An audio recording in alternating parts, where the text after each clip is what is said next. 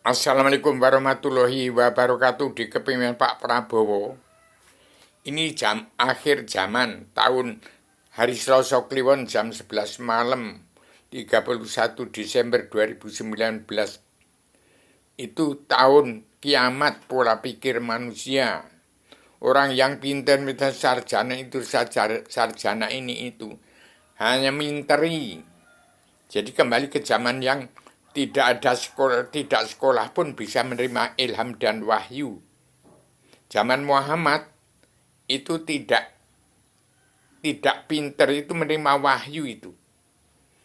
Tidak sekolah pun bisa. Tapi kalau sudah sarjana ini, itu juga anak petani pedagang kaum buruh yang bodoh-bodoh. Jadi sekarang kembali kepada zaman, bukan zaman kebodohan. Bodoh tapi ngerti.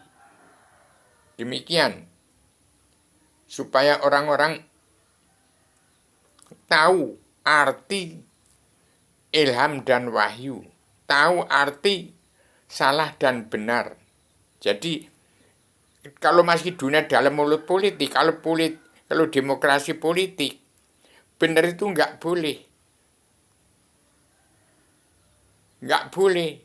jalan lurus nggak boleh, harus jahat. Kalau nggak jahat, nah kalau yang benar-benar jalan lurus diserbu yang banyak, yang sudah maling, main, madon, madat, mabuk haram karena dunia itu. Jadi hati-hati kalau bangsa Indonesia bersatu sudah kehilangan wawasan atau nalar akal dan tujuan, harus mawas diri. Tahun ini Pak Prabowo harus menepati janji. Itu wajib kembalikan Pakem Dunia, Undang-Undang Dasar Pakem Dunia yang dikatakan surat perintah 11 Maret itu.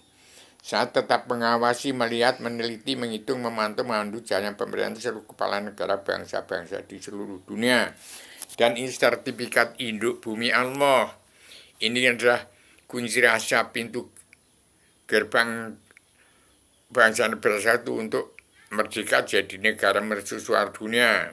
Ini kunci rahasia pembuka pintu ijab alam bawah sadar untuk manusia kenal pada Allah, kenal pada dirinya ada. Demikian saya sampaikan secara tegas.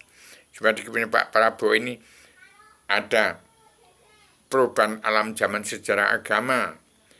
Jangan hukum bisa dibeli dengan orang-orang konglomerat. Ini harus diberantas orang yang oligarki melanggar keadilan sosial ini, kerasulan dari Al-Quran hadis. Harus diberantas itu. Oligarki itu harus diingatkan. Kembali pada Al-Quran hadis sebagai pedoman. Pakem dunia. Al-hadis etika dan moral. Kembali keadilan sosial ini, kerasulan secara menyeluruh. Ya harus dimulai dari bumi perti. Hanya perlu sesuap nasi. Tapi ini gara-gara duit harus dikembalikan semua yang dikorupsi itu. Harus dihabisi, diambil semua, dikerekan semua. Dibagi tanah ini, diterangkan seperti zaman Presiden kedua Soeharto. Supaya tahu perasaan, supaya tahu sengsaranya orang jadi petani dan pedagang kaum buruh itu. Di Pak Prabowo ini benar tapi mungkin sesat.